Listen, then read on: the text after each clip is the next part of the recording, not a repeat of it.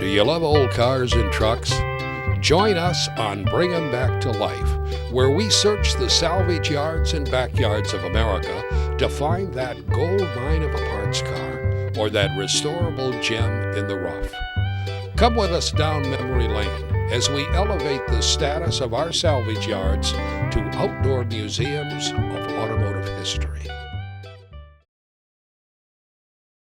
And here's an old gem that maybe a lot of you will recognize. It's a 57 Chevrolet, and it is a Bel Air. Let's take this one home, put it in the garage, and do some work on this one. Say you like old cars, you say you like old trucks. If you've been looking for one and you've had no luck, well, come along with us, a trip down memory lane, on a walkabout, you'll be glad that you came.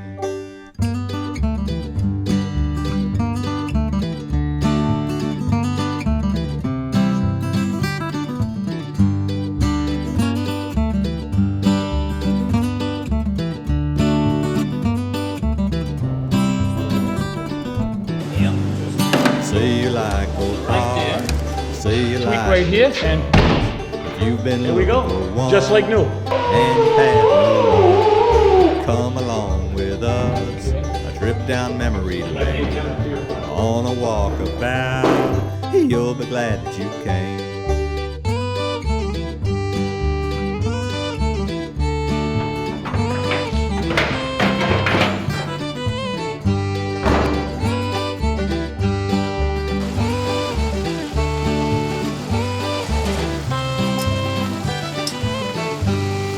Say you like old cars, say you like old trucks. If you've been looking for one and you've had no luck, come along with us, a trip down memory lane, on a walkabout, you'll be glad that you came.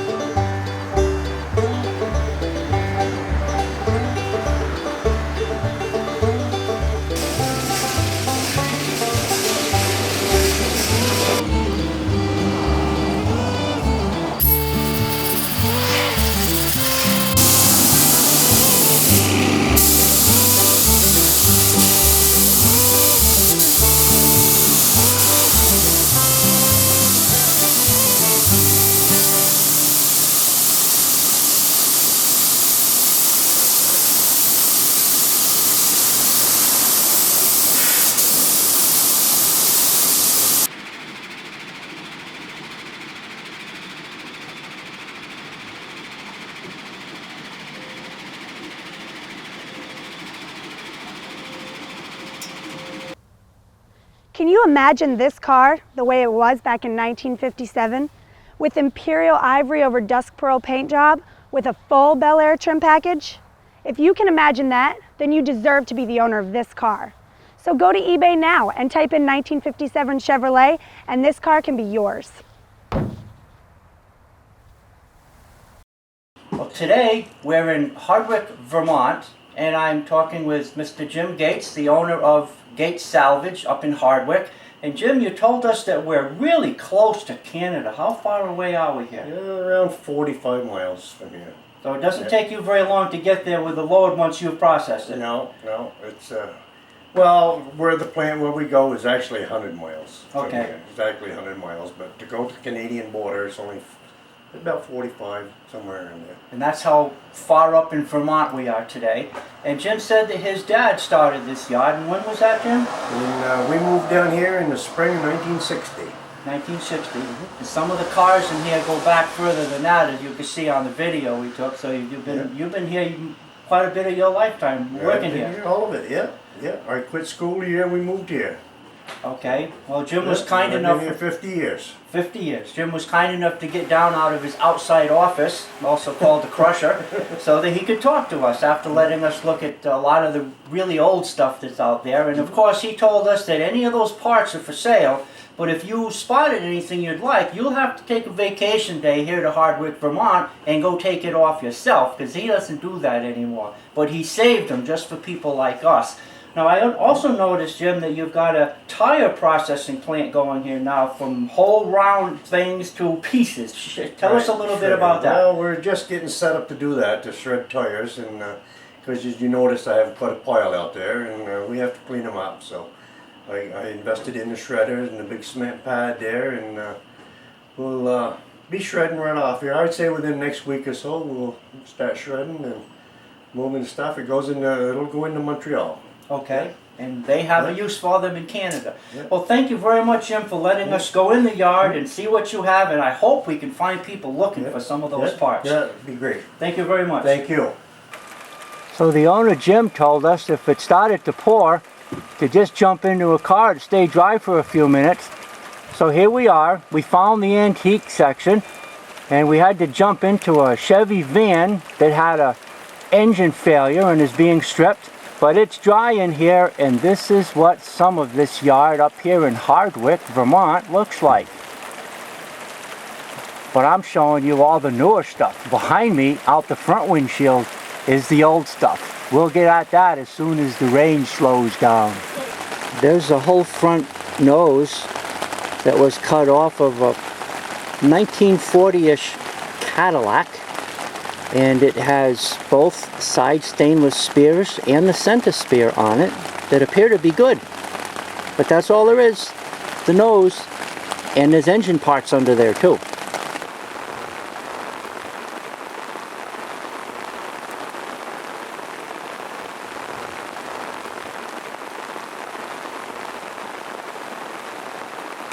Oh, look at that, a little Oldsmobile.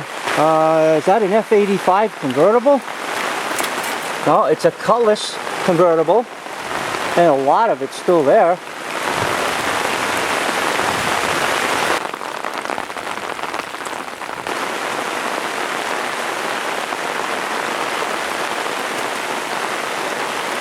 Hey, there's a 57 Chevy. What's left of a two-door hardtop. Nope, my mistake, it was a four-door hardtop. Because the pillar is still there between the two doors.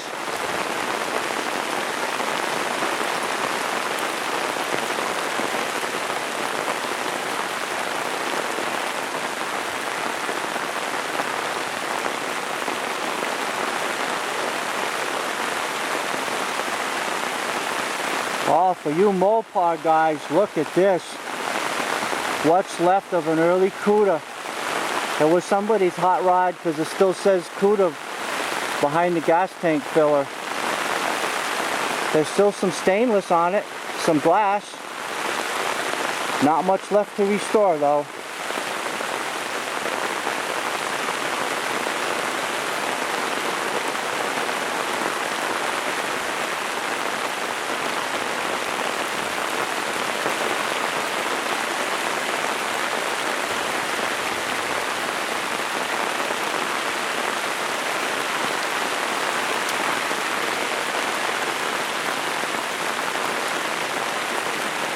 There's what's left of a 1958 two-door sedan Del Rey.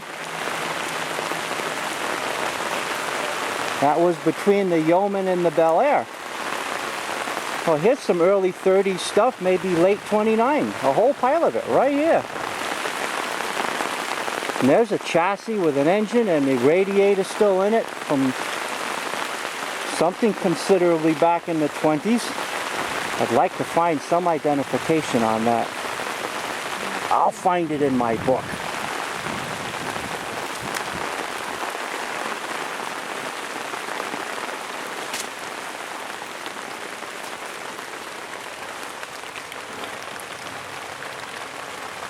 There is a power steering pump on that that says Delco, and the part number is still visible right there.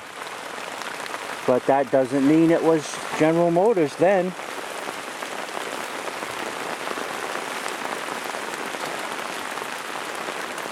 Look at that chassis with the spoke wheels. still has some fenders laying in the back. The rear differential is in it. The drive shaft is in it. The engine looks like it's all there. 4 spark plugs sticking up.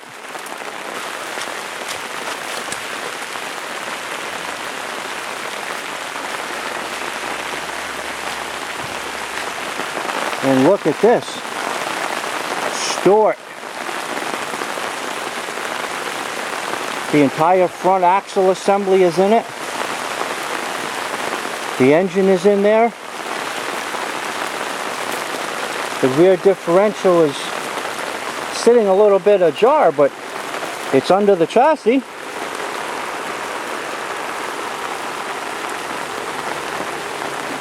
Can't tell exactly from this side, but it's a 2-door hardtop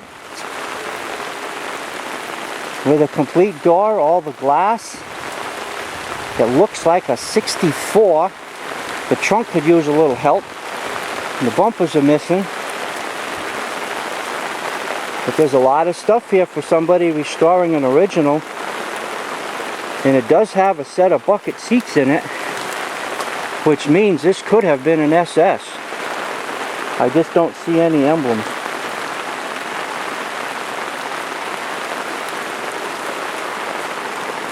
Well, I just answered my own question. It's got a 6-cylinder and there's no chrome valve cover or side covers, so this was not an SS.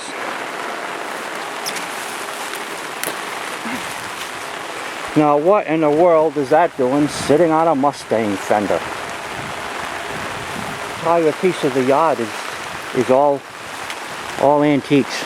Yeah, it is. And we don't have time to cover them all in the rain. I see a Volkswagen Bug over there. Yep, there's a Volkswagen Beetle sitting up on a trailer. Let's get a close-up on that VW Beetle since we're here. There you go.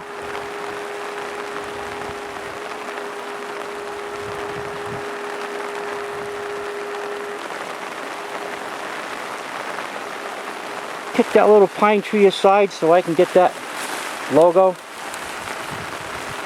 Ow! All right, now we know that is a Le Mans convertible. They only made a few hundred of those, if I'm not mistaken.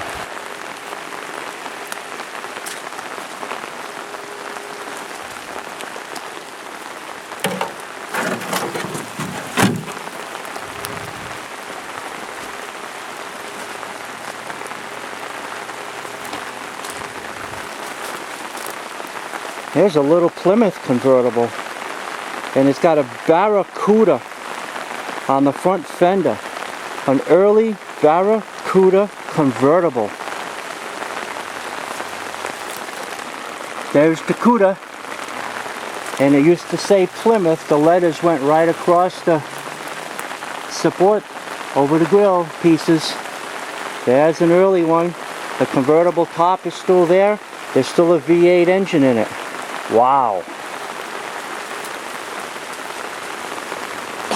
How do you think Stotsky and Hutch were here at one time? They left something behind. And here's another Hudson.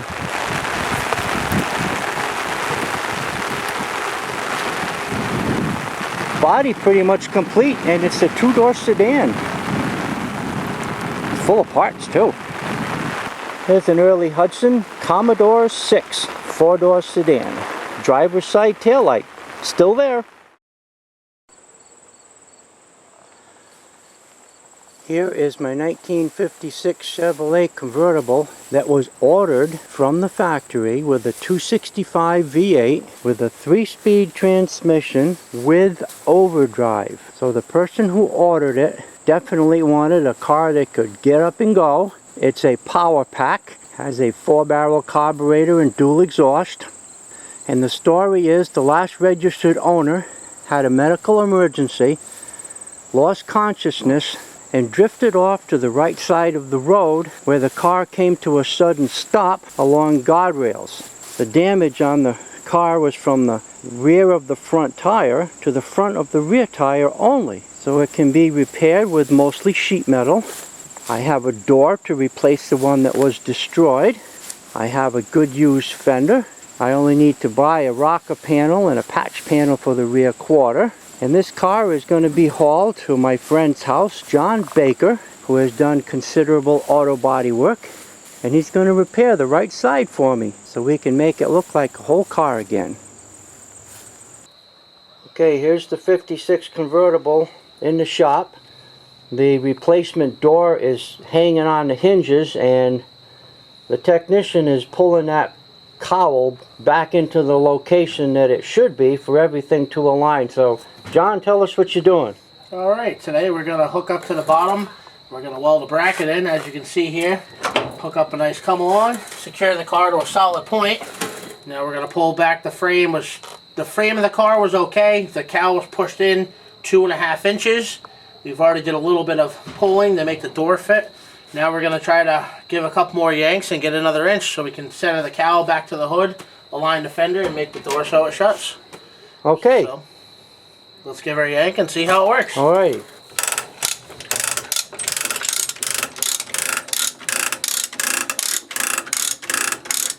And this is for people who can't afford to bring it to a frame shop and get $70 to $150 per hour.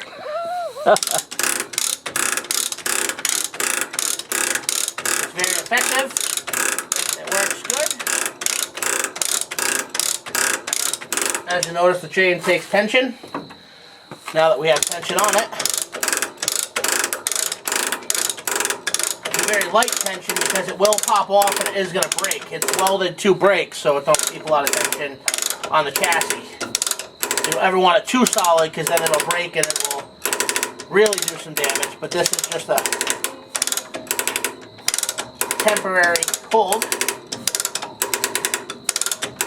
As you can see, our door gap is actually getting smaller. The door now opens, which it was just jammed. So we're making some headway here. You keep pressure on the cowl.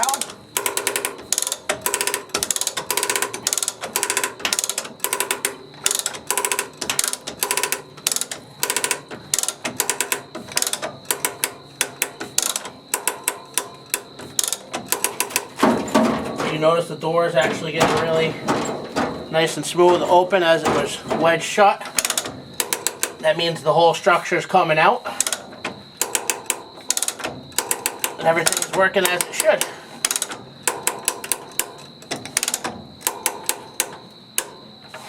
Now we have max pressure on it. We'll let it sit for a couple minutes and then we'll get back to it again. And we're about to see what a salvage yard in Honolulu, Hawaii outskirts looks like right under this piece of ugly rock.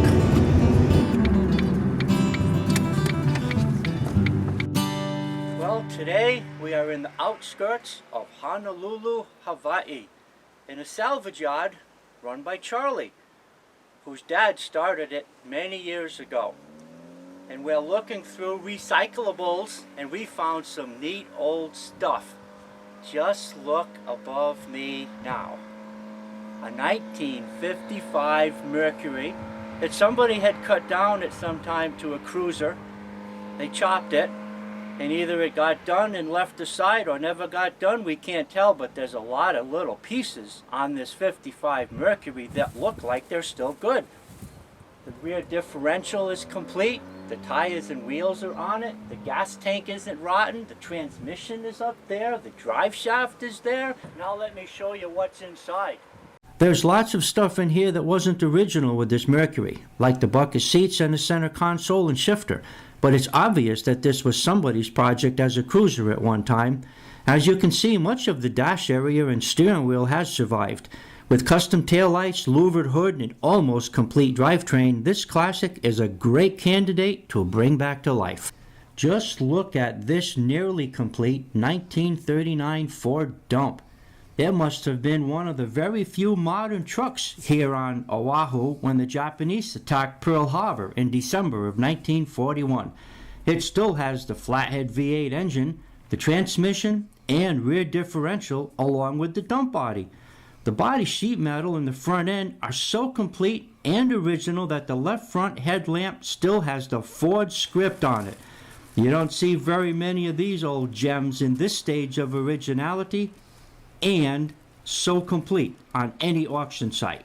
come and get it. Look at this, a 1964 Buick Wildcat. It's officially called a hardtop sedan, but commonly referred to as a four-door hardtop. There were over 33,000 of these 4,000-pound plus get-up-and-go luxury hot rods assembled at General Motors. They came with 401 or an optional 425 cubic inch power plant. As you can see, this one still has all the required components under the hood, and Charlie says that it's a runner. There are plenty of original rust-free parts available on this donor car that can be used to restore a two-door or rare convertible.